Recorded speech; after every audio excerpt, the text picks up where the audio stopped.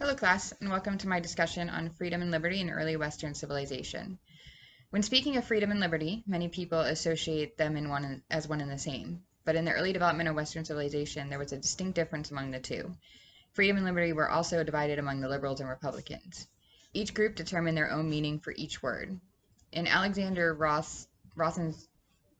Rosenthal's Publa's article, Reflections of Ancient and Modern Freedom, speaks on the liberal side of freedom and liberty. He states, liberty is a space among action, is unpended, while law imposes limits of freedom of action.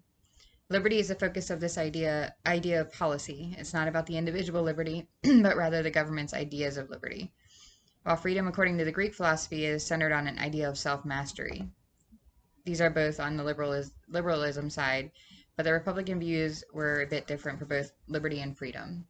Jeffrey Kennedy's article, Serio-Roman Republicanism and the Contested Meaning of Libertas, states, to be free means to be capable of possessing rights of one's own, and this is possible only if one is not subjected to someone else's domain.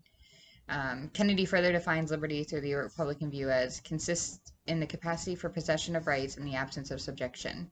It may seem that many of the ideas of freedom and liberty have come from the ancient Greeks and Roman philosophers, and somehow ended up having a combination from the liberal and Republican views.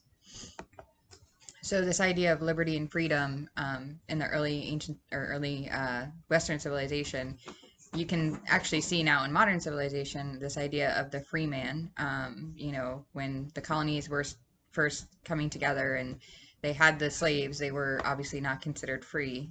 They didn't have this ability to do anything that a free man did. They had to answer and abide by their master. But that being said, they were free to live, but anything else, including reading, writing, anything like that, they had to have approval from their masters. Liberty is more of a governmental idea. We all have a liberty, or we all have liberty, but again, with the early colonists, the slaves did not have liberties. They didn't have the rights that free men did. They didn't have their freedom of speech, the freedom of religion. They had more of a requirement that they had to follow according to their masters. Liberty and freedom is often confused as one and the same, but it's not. If we look back at even later centuries, this idea of freedom when it came to the civil rights movement, the African Americans had the rights according to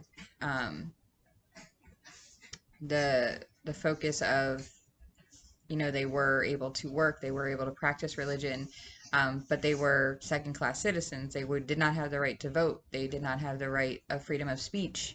They did not have those rights that, we have now, and that most people should have now. So this liberty and freedom it's very confusing after reading the articles, of course. You still don't have a full understanding, or I still don't have a full understanding of how they distinguished the two and how they were able to develop these ideas. But reading those two articles did show that they did have, just like today, a liberal side and a Republican side, and what their ideas were at that time. Thank you.